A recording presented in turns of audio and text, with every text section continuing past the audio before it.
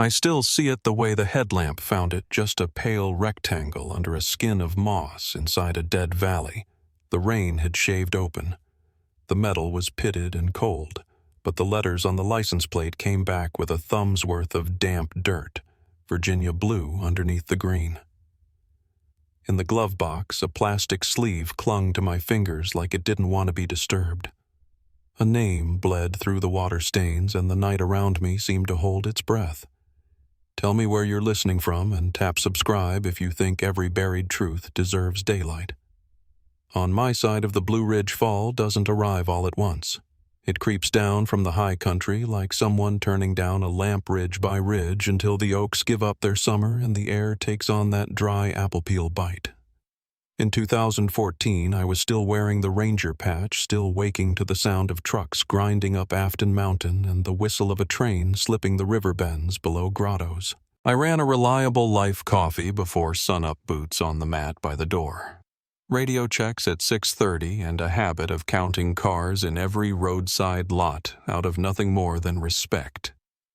You live long enough with a park in your care, and it teaches you that small routines hold back big disasters. Rockfish Gap. On a clear October morning can make a believer out of anybody. Leaves lit up the hollows like embers. You could smell wood smoke from a farmhouse that hadn't moved in 100 years, and the mineral damp of the trailhead boards where hikers leaned to sign their names.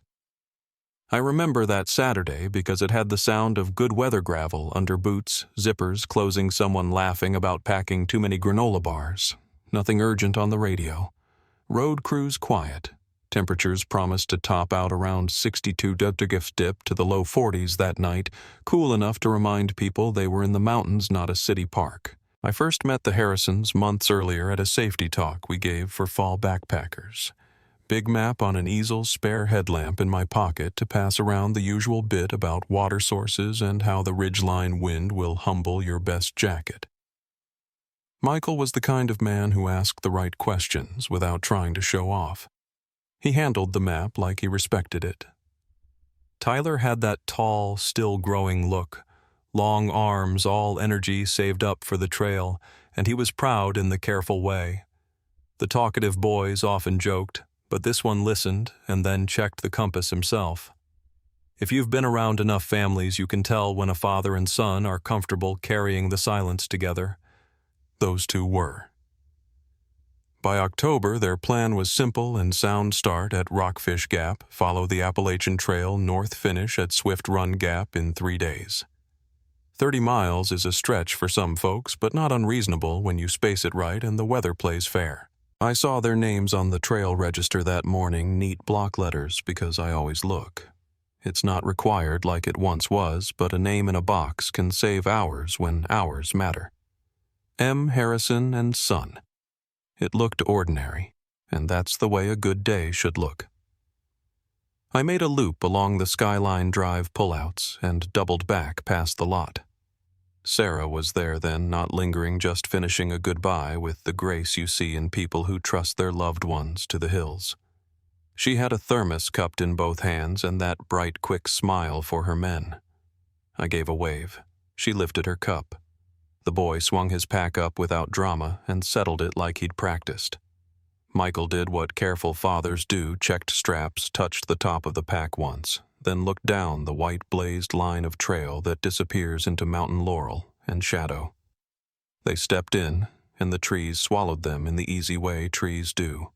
Those mornings were full of small town sound. If you stood at the overlook and waited, you could hear a motorcycle somewhere on Route 250, the fuss of starlings in a snag, the hush when a cloud's shadow walked over the slope. I was too long in the job to romanticize it, but I loved that steadiness, the rhythm of boots on dirt, the thin echo of a voice when someone calls back, "Got it from around a bend." That trail has raised a lot of us. It's where young soldiers came home to figure themselves out after deployments, where couples walked until they could talk again, where retirees spun out a mile that turned into 2 because fall light will talk anybody into one more switchback. Michael and Tyler fit the old picture. Father pacing himself for the long view, son responsible enough to carry his own weight, but young enough to burn daylight like it was free. They weren't out there to prove anything. They were doing what families do when time starts to look smaller on the calendar, taking the trip you've promised each other before after school turns into after work, and after work turns into we'll see. I've watched that dance for a quarter century, and it never grows less sweet. Back in Elkton, my little house sits where the foothills start to loosen into pasture. That autumn, my porch light burned earlier each day. I'd changed out the storm windows, stacked a buying club delivery of split oak on the side yard, tuned the scanner with the same old pencil that lives in the window sash. My neighbor Walt still flicked his cigarette from the same patch on his porch rail, and his wife Ida put out small pumpkins along her steps like buttons. The valley knows how to settle in. When you learn a landscape by foot and truck for long enough, you come to trust its tells. The way fog holds in the Page Valley until 10. How a front nosing over the Alleghenies will make deer edgy and turn the turkeys suddenly vocal. On good days, those tells line up, and you can hum along with them, clear sky, full lot at Loft Mountain scout troops in bright fleece and the first smoke from camp stoves at dusk. On the day the Harrisons started the park, gave up nothing but blessings. I checked weather again because habits don't let go easily. Pressure, steady winds out of the northwest at 8, no storms running up from the Carolinas. Even the ticks had quieted down with the first cold nights. I crossed paths with the pair once that morning along a turnout where the trail brushes the road. Not a stop, one of those quick looks you exchange across 100 feet of open air. Tyler moved like the pack was no trouble. Michael had the slightly forward tilt of a man who measures his steps. He glanced up, caught my eye, and lifted 2 fingers in a hello that said they were right on schedule. I remember the way the boy pivoted to see a red-tailed hawk ride the ridge wind. He pointed the way sons still point even when they're too big to be shepherded. It wasn't a moment anyone would write down, but it stays with me because most of what we carry are moments exactly like that. By noon, the sun warmed enough that leaves flashed hard color where they hung thin and paper dry above the trail. Somewhere a creek kept its own counsel under hemlock roots cold enough to bite your hand. I stopped at a picnic pullout to check a complaint about a full trash can and ended up tightening the loose latch with a multi-tool while 2 retirees in matching sun hats told me about a black bear cub they insisted was smiling at them, an absolute gentleman. The man said. People bring their joy to these mountains, and the mountains give it back most days. There's a little ritual families fall into at home when someone's out on a trip. Sarah told me hers later, but I can see it even now. Sandwich fixings lined up on the counter, because feeding someone is the only way to quiet your hands. A check of the weather again, even if you don't trust forecasts. The steady tick of a wall clock that knows too much about your nerves. Maybe a grocery list by the phone. Maybe a church bulletin folded under a magnet on the refrigerator door. She and Michael weren't the fretful kind. They were the prepared kind, extra batteries, rubber-banded matches in a pill bottle, a whistle clipped to a sternum strap. When people take the right steps, it generally means there's nothing in the day to worry over. I kept an ear on the radio for the usual. A radiator steaming on the drive near milepost 68. A hiker who'd blistered up early because he wore new boots instead of breaking them in. A lost camera found under a bench at a wayside. No static that hinted at trouble. The trail register at Rockfish had neat entries that looked exactly like the seasoned couples. A grandfather with a grandson, a college group moving faster than they had any right to, and M. Harrison and son among them. The sun slipped and stretched the shadows. The ridges took on that deepening purple that means supper isn't far. I penciled in my end-of-day notes in the cab of the truck and took a minute just to listen to the firmness of evening. After shift, I drove down into Elkton, the river, making that quieting sound it makes when it slides past the bridge pilings and the air cools fast. Ida had left a loaf of sweet bread wrapped in wax paper on my steps, with a note to bring the pan back whenever. I set the bread on the counter, washed the park dust off my hands, and called my sister to trade the kind of small talk that keeps a life threaded. Dinner was easy soup reheated in a small pot, and I poured it while the last light trimmed the west windows. The scanner stayed on low, same as always, because you don't turn it off unless you're traveling out of state or you're ready to admit you're done. Around 6, the phone on my kitchen wall ran through its cycle without doing anything at all. That's a normal thing. Time passes, people eat, the evening spreads out, and you don't hover over a clock like you're waiting for a storm. The park still had that calm to it. I could tell by the cadence of the traffic on the drive. Fewer cars, slower now, folks pulling out at overlooks just to watch the day do its last trick. My porch light flipped on with the timer. A cardinal popped once under the boxwood hedge and settled. I set the bread knife back in the drawer and thought about oiling the hinges on the back door, one of 100 little chores you mean to finish before the first hard freeze. That's how a good day slides into night. Lights blink on mine, then waltz, then the house 2 down. A dog barks once, then gives up the point. Somewhere out along the skyline, the trail dips and then rises to a granite outcrop with a view big enough to stop even the hurried people. I pictured the boy and his father catching that last shot of sun and starting their supper routine. Stove outline, hung water boiling with that hollow trail sound. No reason to think otherwise. At Sarah's place, a porch light kept its square of yellow steady on the front walk. A thermos sat rinsed on a rack by the sink. The calendar on the wall had a tidy note beside Sunday at 6 Swift Run pickup. She told me later she didn't pace. She did small things, folded a towel, moved the salt and pepper back where they belonged, checked the oven once to make sure she'd turned it off after baking earlier. Ordinary acts have always been the best way to keep a heart from rushing ahead of itself. She wasn't the sort to borrow worry. Just before 7, I stepped out to the stoop and breathed in the kind of cool that makes you glad for sleeves. The mountain line was cut clean against a rising moon. My radio stayed quiet, no chatter, no static. I locked the truck for the night and listened to the gravel settle underneath my boots. In the distance, tires hissed on the 2-lane like silk pulled through fingers. Everything about it felt true to the season, true to the place.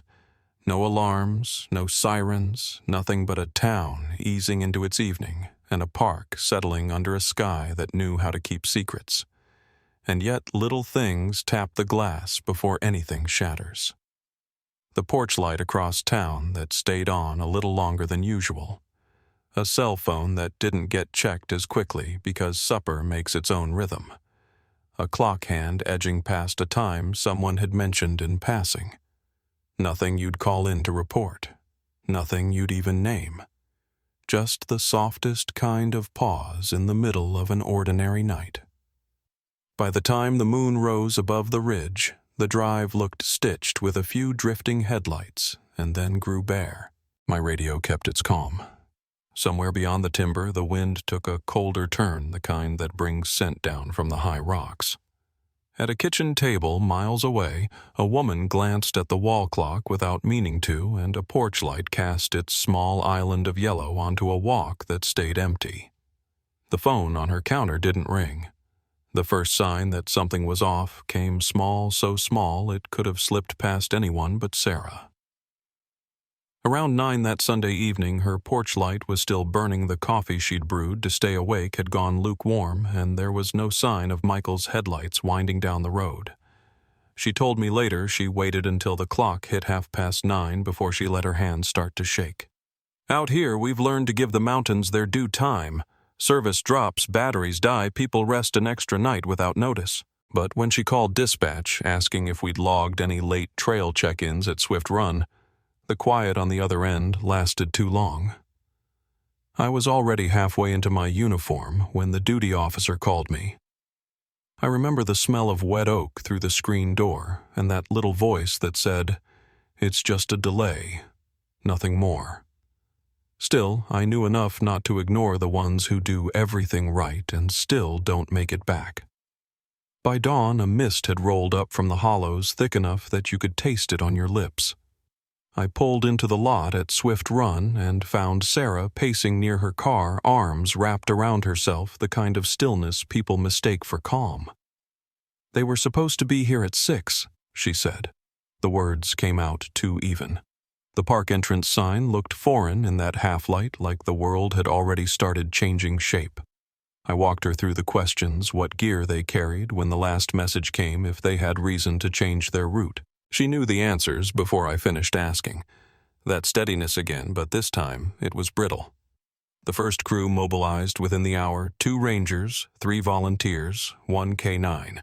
We started at the trailhead Michael had signed in on because that's where every good search begins, where certainty ends. The entry line was neat as ever written in his patient hand. I traced the date with my thumb. October 12th. Just a week ago it had been ink on paper. Now it was the only solid thing left between us and the unknown. Their car sat just where it should, dust settled evenly, keys magneted under the bumper like he'd said he'd keep them. That's the part that stays with you. The order of things untouched, as if the people who built that order might step out from behind a tree any second. By mid-morning, the dogs had their noses down and the team moved along the northbound stretch. The weather was too good for troubled clear sky air, crisp enough to carry sound. We followed the small clues that matter: a candy wrapper half pressed into mud, a heel print beside a water crossing, initials carved into bark with the neatness of someone proud of their trail craft. That mark was Michael's way order, even in the wild. It made the next turn of events all the more bewildering. About 8 miles in the lead, Handler raised his hand. The dog had lost the scent. Just like that, gone. They circled, tested wind direction, doubled back a 1/4 mile, tried again. Nothing.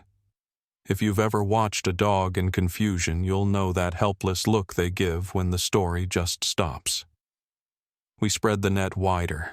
The other rangers joined with fresh teams, and by late afternoon the mountains hummed with motion boots crunching over rock rotors, beating faint over the canopy voices calling the names that no one answered.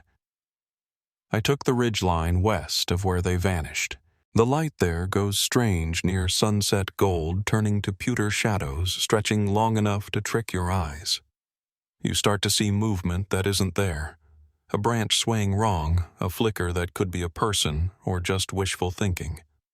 We found no sign of a fall, no slide marks, no torn fabric on thorns, no blood, no animal disturbance. Just silence.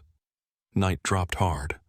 I stayed out with the first overnight crew, radioing coordinates every half hour. The static had that whispering quality it gets when fog collects between frequencies. Somewhere far off, a coyote barked twice. It echoed like it came from underwater. People think wilderness noise means danger, but it's the silence that weighs heavier. By morning, we had grid lines marked, command tents up, and volunteers streaming in from every direction. Scout leaders retired, firefighters, hiking clubs who'd driven through the night. I remember one old man who'd lost his son to the woods decades before. He brought his own compass and joined without needing instruction.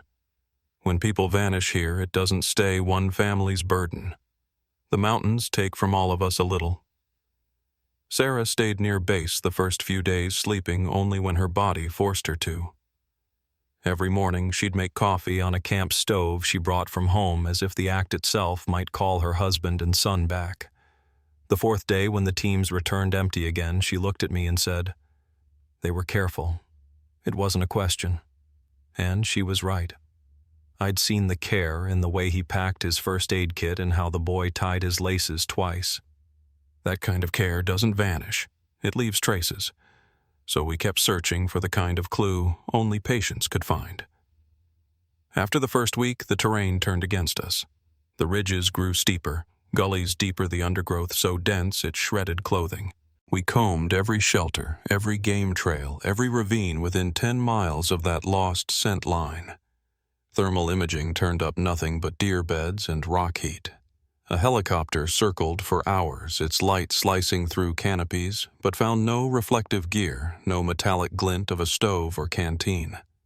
I began to understand what old rangers mean when they say the forest can close its wounds. You can walk 100 feet from an object the size of a tent and never know it's there if the land decides to hide it. 2 weeks in the official search scaled back.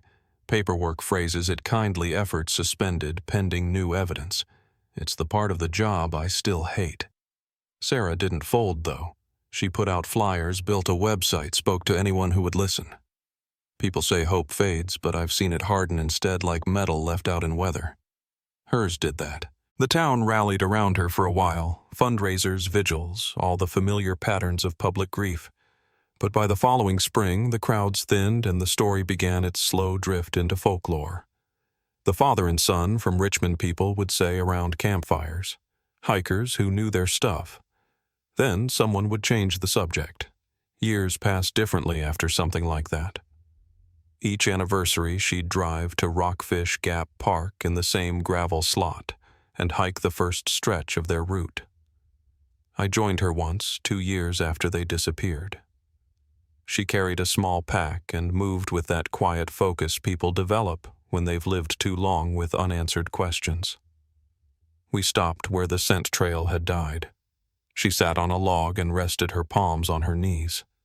The forest sounded the same as ever, woodpeckers tapping wind sighing through mountain laurel, but the air felt thick with what we couldn't see. After a while, she said, "It's like they walked into another world right here."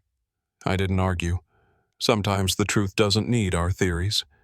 By the time 2020 came around, I was retired, though not from the habit of listening for the mountain's moods. The world had gone quieter with the pandemic, fewer hikers, fewer tourists. I'd drive the skyline some evenings just to watch fog fill the valleys.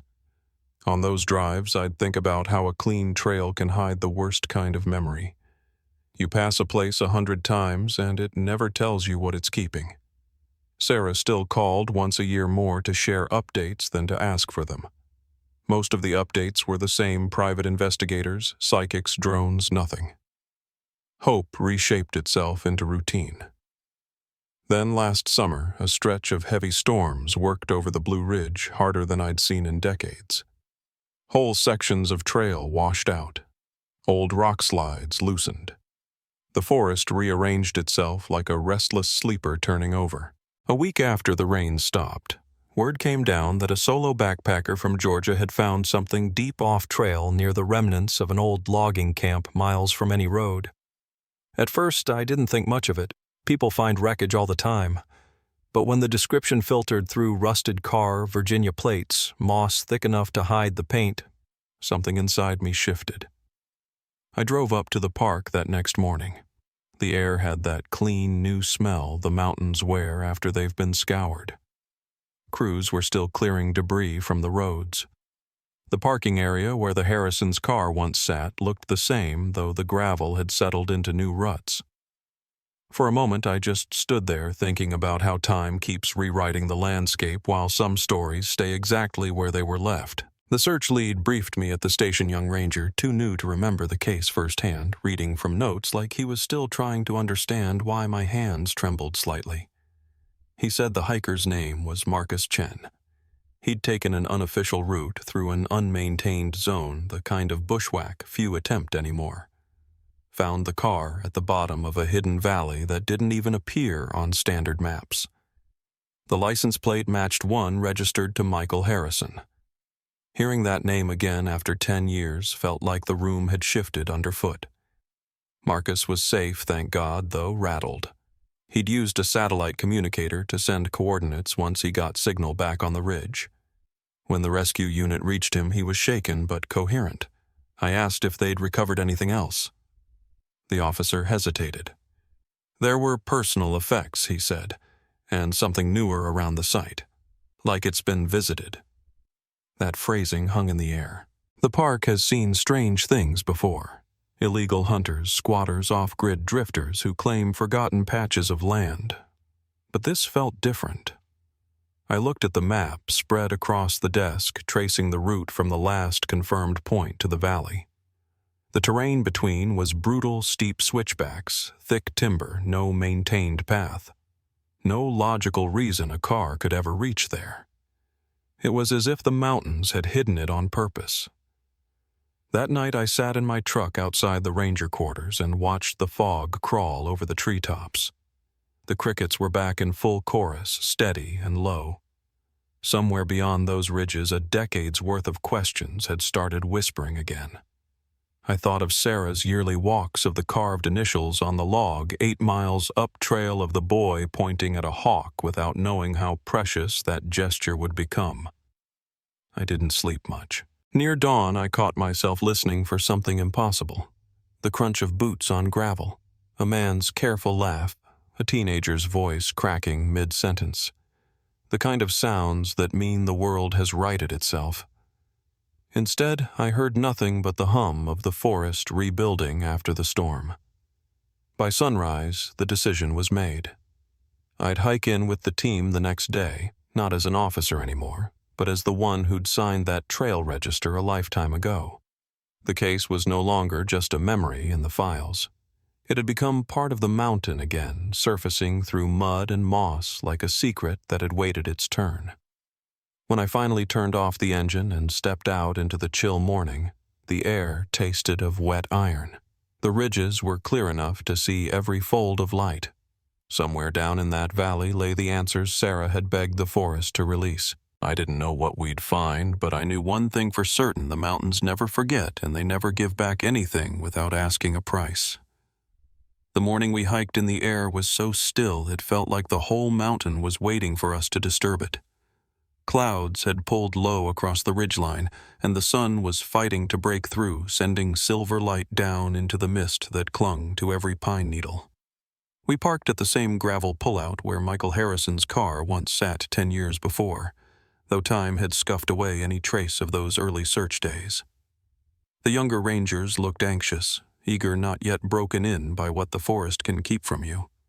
I'd been out here too many times to rush hope. The coordinates Marcus Chen had sent sat on the printed map folded against my chest pocket, but something about holding that paper after so many years of unanswered trails felt heavier than I was prepared for. We started at first light. The route Marcus had taken wasn't a maintained trail, just a suggestion of a path following deer runs and old erosion gullies. The rain from weeks earlier had washed the soil loose, exposing roots like old bones underfoot. Every 50 yards or so, we marked our path with bright tape, though the forest seemed to swallow color fast, the green taking back everything it could. Somewhere down that slope, a car waited that shouldn't have been there. About halfway in, we stopped for water. The younger ranger, Jeff, asked what kind of man Harrison had been. I told him careful because that's the only word that fits. He did everything right, gear, route, timing, and it hadn't saved him. I could see the thought flicker behind Jeff's eyes. The forest doesn't trade in fairness. It trades in silence. We pressed on. The last descent was the kind that made you feel gravity differently. You had to slide more than step using saplings to slow your fall, the air thick with rot and wet earth. Then just when it felt like the slope might never end, the ground leveled out into a narrow valley choked with ferns and deadfall. The old logging camp Marcus described was exactly as he'd said. Wooden beams collapsed into themselves, metal tools eaten through by rust. A history of hard men and harder winters buried in leaf mold. The air was cooler there, trapped by the cliffs that ringed the hollow. And there beside what used to be the main building sat the car. It didn't belong to that century, not even close. What was left of the paint had surrendered to moss. The glass had collapsed inward long ago. Vines threaded through the door handles like they'd grown there deliberately. One of the rangers brushed his glove across the hood and a sheet of lichen came away in a slow peel. The Virginia plate was still attached, barely legible under the corrosion, but I didn't need to read it. I knew that shape. I'd seen the same number on every bulletin we posted a decade ago. We didn't speak for a while. I took a few steps closer, knees stiff from the climb, and peered through the half-open driver's door. The smell of old metal and soil was thick enough to taste. Inside, the seats had given up to weather springs pushing through fabric long gone to dust. A glove box hung open at an angle, and inside it, in a water-damaged plastic sleeve, sat the registration. I could just make out the name smeared, but still there, Michael Harrison. I felt my chest tighten. For years, I'd imagined this family frozen somewhere unseen, untouched, maybe beyond even the park's reach. And now here it was, their presence solid again, heavy and undeniable. We logged the find radioed coordinates to command and began a slow perimeter sweep. Every few yards, the undergrowth coughed up pieces of the past bent tent stakes, fragments of nylon, and old mess kit. Most of it looked aged by time, not violence. Still, the quiet didn't sit right. Even decay has a rhythm, and this place felt suspended between one heartbeat and the next. The valley was boxed in on all sides, steep enough that no vehicle could have entered without a road that no longer existed. Yet the car sat level, tires long gone but frame intact, as if it had been placed there rather than driven. Near the front seat we found a small pack newer than the car by years. The fabric still held its color navy blue with red trim. I crouched beside it, easing the zipper open. Inside were the usual things you'd expect from a hiker: knife flint striker, rolled up poncho protein bars sealed in plastic. What stopped me cold was the phone. It was sealed inside a waterproof case, an older model, years out of production. The Rangers watched me lift it out. The casing had kept it intact, though dead from time. It felt strange holding something that might have once carried the last message that family ever tried to send. We photographed everything, bagged what we could without disturbing the area more than necessary. The soil around the car was soft but undisturbed. No fresh prints, no drag marks, but the campsite nearby told a different story. Someone had been there, and recently. The ashes in the small fire pit were white-gray, the ring rebuilt with care. A few yards away, a tarp rigged between two trees had collected rainwater, and hanging from a low branch was a strip of fabric torn from a sleeping bag, bright and unweathered. Whoever it was hadn't left long before Marcus came through. As afternoon faded, the light took on that copper edge that warns you not to linger. The cliffs cut the sun fast, dropping the valley into shadow before the rest of the ridge lost light. Jeff asked quietly if we should pull back and return with a larger crew in the morning. I was about to agree when I caught movement near the old mill foundation. Nothing sharp, just the sense of someone there. Could have been the mind playing tricks after a long climb, but the hair on the back of my neck stood up like it recognized a pattern before the eyes did. We froze, listening. The forest holds sound, in strange ways amplifies what's far, swallows what's close. I thought I heard a footfall, slow and deliberate. Jeff turned toward me, waiting for instruction, but I motioned for silence. Then nothing. Only wind threading through dry leaves, the low hum of our own breathing. Whatever had been there, if anything had gone quiet. I told the team to pack up for the night, mark the site, and climb out while there was still enough light to see the ridgeline. That climb back up was punishing. The slope seemed steeper on return, and each step brought us closer to daylight again. Halfway up, I looked back once. The valley below was already swallowed by shadow, the car just a shape the camp a memory. I told myself what I always tell younger rangers: the woods don't stare back. But that night I wasn't sure. At base we filed reports until nearly midnight.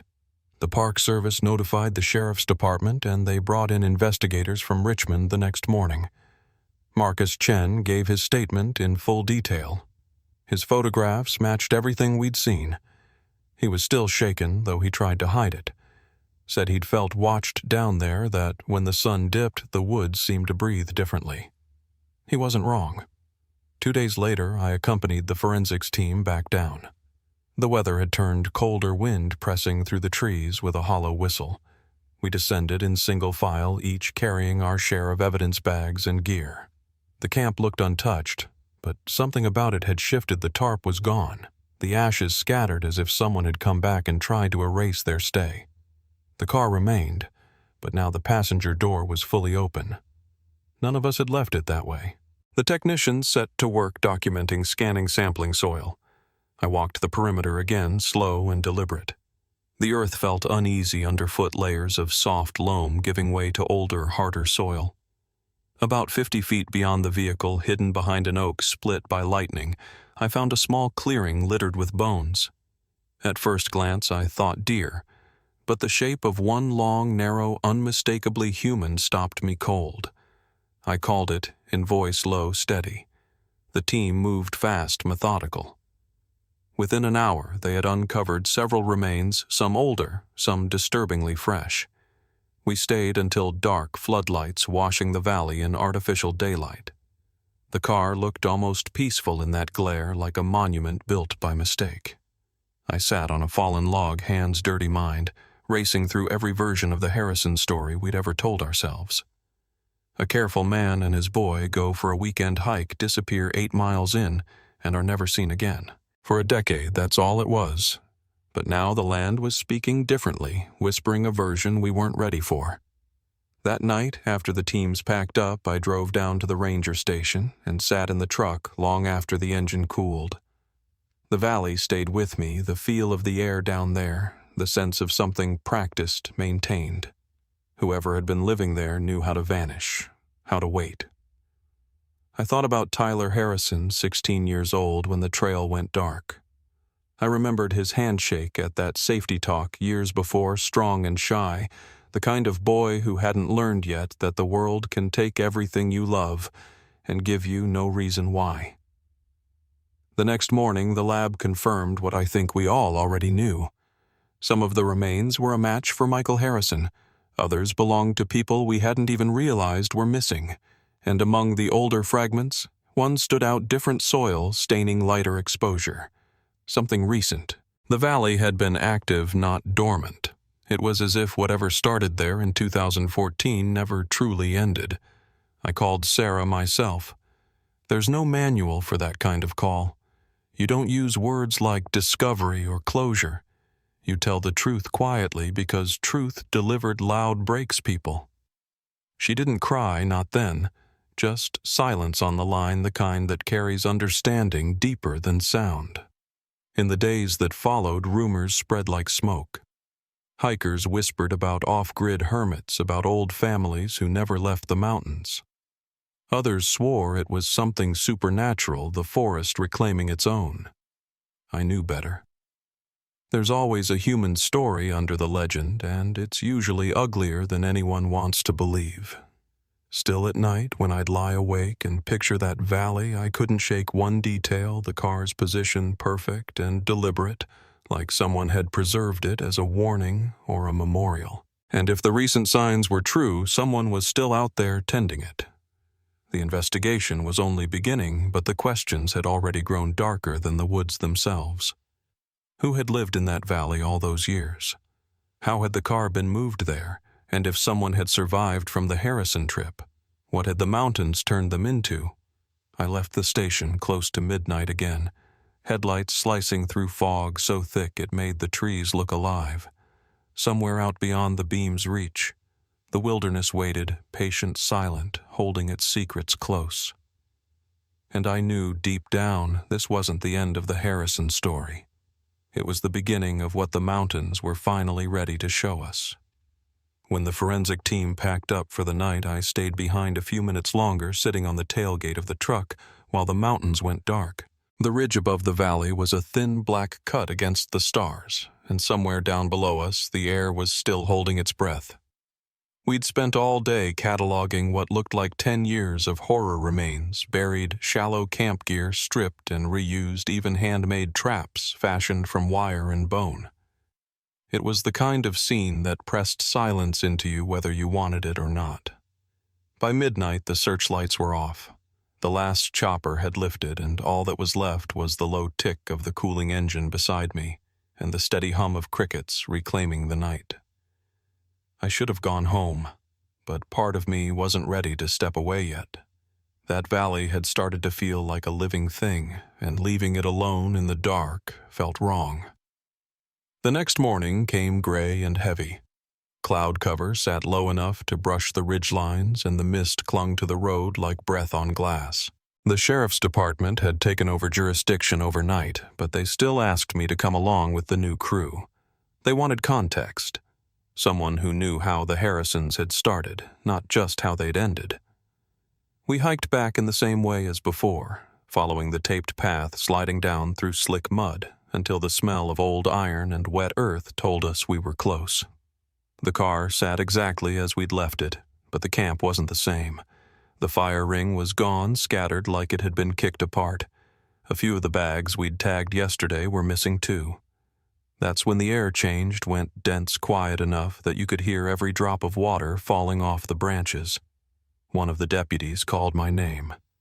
He was standing by the old mill foundation, pointing at the ground. There were prints, bare feet, wide, rough, the kind that come from years without shoes. They weren't old either. The edges were sharp, not yet softened by rain. Whoever had been here had returned after we left. That hit harder than I expected. It meant this wasn't just a crime scene frozen in time. It was active. We spent the better part of the afternoon combing the valley again, this time slower, more cautious. Near dusk, the techs pulled a trail camera from the gear pile we'd recovered and managed to power it long enough to download a few surviving images. Most were too dark or too degraded to tell much, but one shot, dated just a week before Marcus Chen stumbled into the site, showed a man standing near the car. His face was turned away, but you could see the hair, long matted, streaked with gray. He was thin, but not frail shoulders squared like someone still used to carrying weight. There was something disturbingly familiar in the way he stood. One of the deputies muttered, "That can't be him," but no one said the name. We didn't have to. The next days blurred into each other. Press briefings, field grids, state labs running tests faster than they could file them. The remains matched Michael Harrison, just as we feared, and several others who'd been reported missing over the years, hikers and drifters who had vanished in the same region. The story spread fast, though the public didn't know half of it. Officials called it a complex, multi-victim investigation. The rest of us called it what it was, a pattern hiding in plain sight. It was Marcus who broke the stillness again. He'd been staying near Charlottesville under protective watch, still giving statements. That night, he called my direct line voice, low, strained. "I think someone's been outside my cabin," he said. "I heard footsteps last night, slow, heavy. I told him to stay inside, lock the doors, and the sheriff would send a patrol." He thanked me, but there was something in his tone that told me he already knew help wouldn't come fast enough in country like this. 2 nights later, the storm rolled in hard, sudden, the kind that turns gravel roads into rivers. I drove up to check on the perimeter crews when the radio crackled through static a distress signal from Marcus's satellite beacon. Last coordinates 2 miles north of the valley. I was already on the road before they'd finished the sentence. The rain hit sideways, hammering the windshield so loud I could barely hear the engine. I parked where the dirt road ended and started up on foot beam of my flashlight, cutting through curtains of water. I found the campsite, first Marcus's tent, flattened. Gear scattered, prints washing away in the mud. There was no sign of a struggle, but his pack lay open and his camera sat on top, powered off but intact. I pocketed it and kept moving uphill, following the slope toward the old ridge. Every sound felt magnified, the hiss of rain through leaves, the rasp of wind in broken branches. Somewhere ahead, faint and irregular, came another sound. Metal. A scraping rhythm that didn't belong to the storm. I cut my light, crouched low, and waited. The shape emerged slowly through the haze, a man moving between trees, dragging something behind him. At first, I thought it was a tarp, maybe a deer carcass. Then the beam of lightning caught the object for a split second, and I saw what it was, a line of bones strung together with wire swinging from his hand like charms. He paused, head tilted as if listening to the rain itself. When he turned slightly, the light caught his face. The years had stripped away the boy I'd once known from that safety seminar. His features were harder, leaner, but there was no mistaking them. Tyler Harrison was alive. I can't explain what went through me in that moment. Relief, grief, and something colder than either. He looked feral, but not lost. There was intelligence there, awareness, even control. He scanned the tree line like a hunter, not a victim. When he finally spoke, his voice was rough from disuse, but steady. "You shouldn't be here," he said. The mountain doesn't want you." I stepped forward slowly, one hand raised, telling him I was there to help, that people had been looking for him for 10 years. He smiled then, just a small twitch of the mouth, the kind people make when they've heard a joke that stopped being funny long ago. "People always come looking," he said. "They never listen." The next minutes unfolded in fragments, the storm, the lightning, the flash of his knife catching light as he gestured toward the slope. He wasn't threatening, not directly, more like he was demonstrating something. "My father tried to leave," he said. "He didn't understand what this place requires." His words came slow, deliberate, like each one was chosen with care. "The forest gives, but it takes back. You learn that or you disappear like the rest." I kept my voice calm, asked him about Marcus, about whether he was safe. Tyler's eyes flicked toward the valley and then back to me. "He ran when I offered him shelter," he said. "You can't run here." That's when I saw the dark stains on his hands, mud and something else. I knew then Marcus might already be gone. I told him the world hadn't forgotten him, that his mother was still waiting, that she deserved to know what happened. The name Sarah landed somewhere deep inside him because he froze. For a heartbeat, the wildness drained from his face, and I saw the boy again, the one who pointed out hawks on the trail. But it passed quick. "She wouldn't understand," he said. "None of you do." Then he stepped backward into the rain, eyes locked on me like he was making a decision. "You'll leave now," he said. "Tell them the mountains are closed." And then he was gone, slipping into the downpour like smoke. Backup reached me at dawn. We searched until midday, but the storm had wiped the ground clean. No prints, no body, no sign of Marcus, except the beacon half buried in mud near a tree stump. When we finally opened the camera back at base, the last photo was blurred from motion, but you could see 2 figures, the man and someone running light flaring from what looked like a headlamp. Then static. That's where it ended.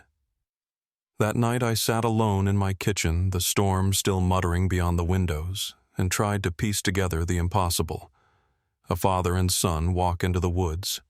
One dies. The other becomes something unrecognizable, surviving on instinct and rage and maybe belief. I thought of the way Tyler said the word requires like it meant a covenant. I'd spent my whole life believing the forest was indifferent, neither cruel nor kind, just ancient and patient. But what if he'd found something older than reason down there, something that filled the space where grief and hunger meet?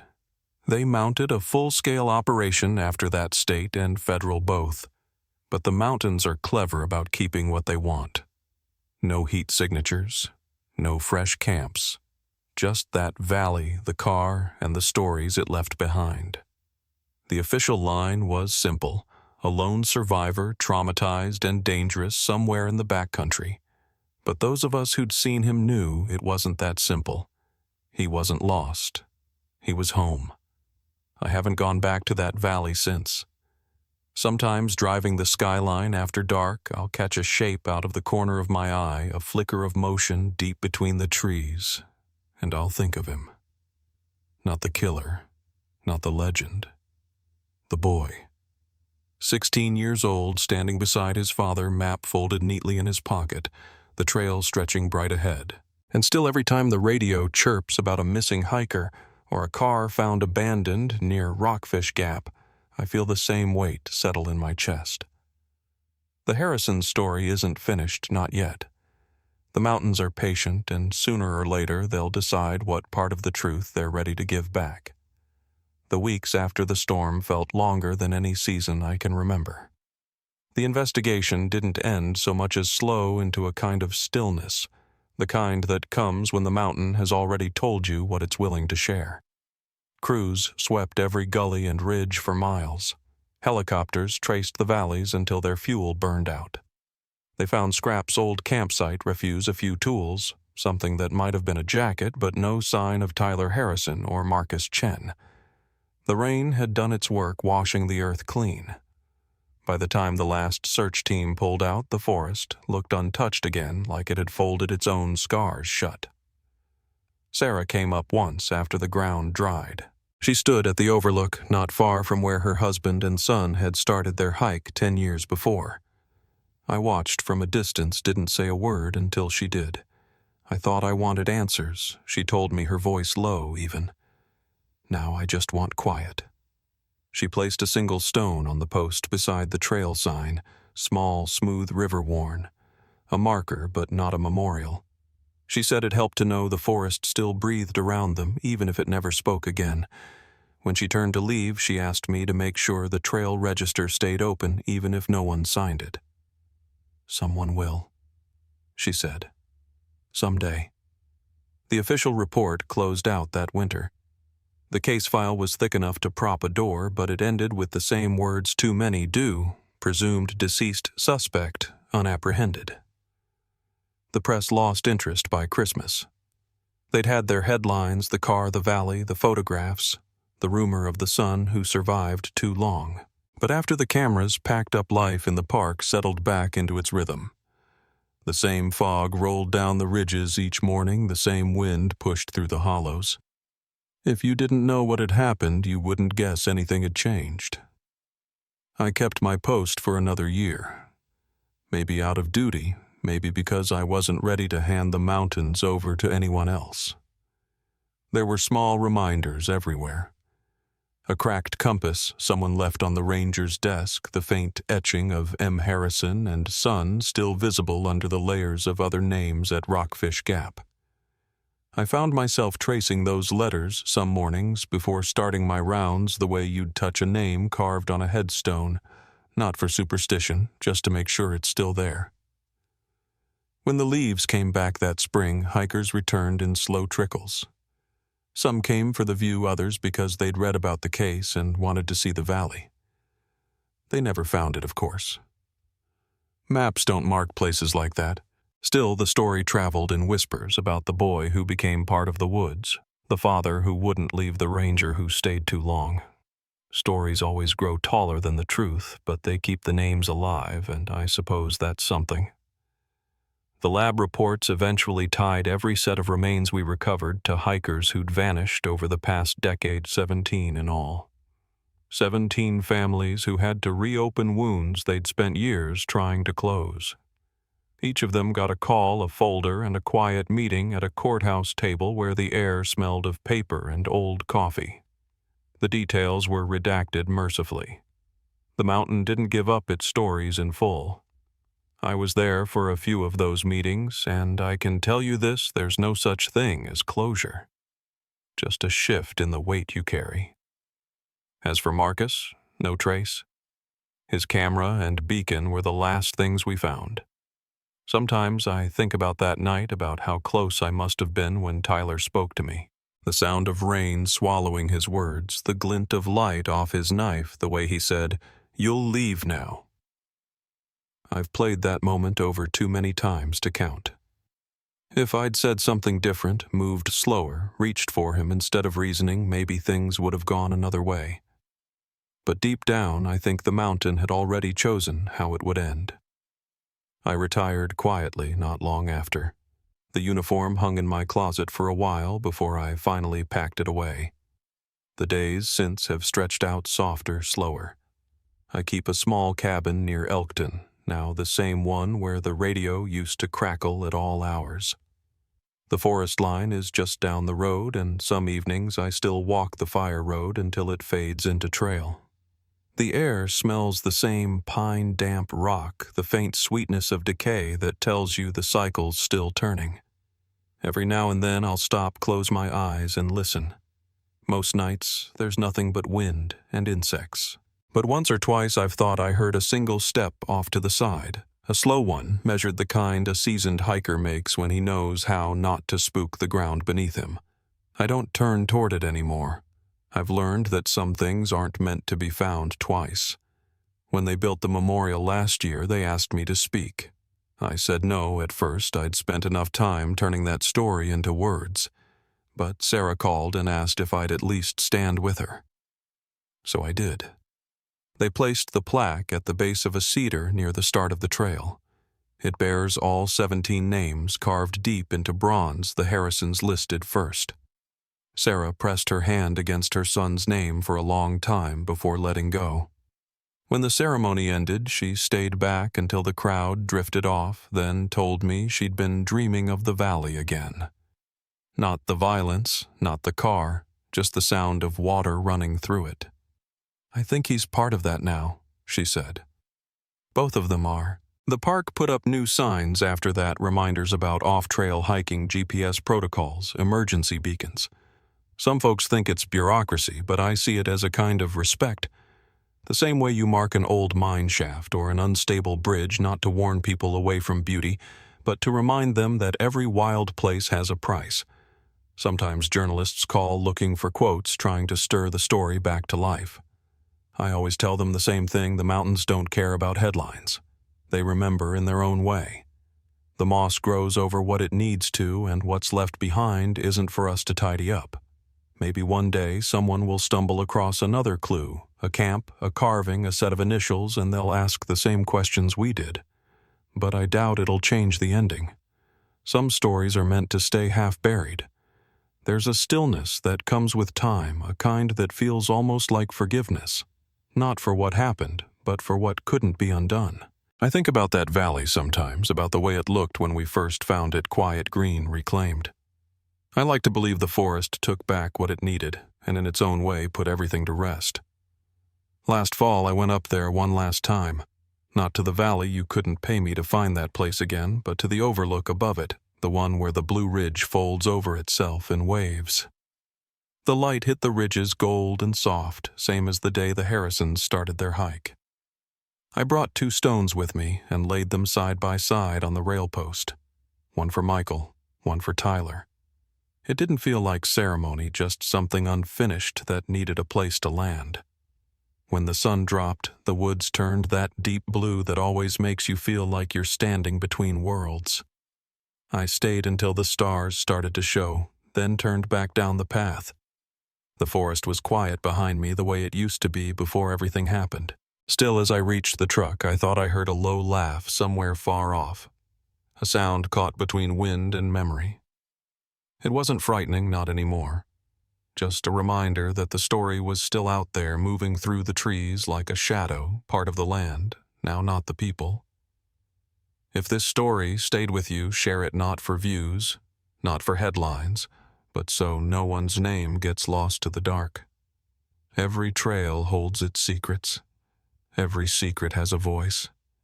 And sometimes the only thing we can do is remember quietly, so the mountains know we were listening.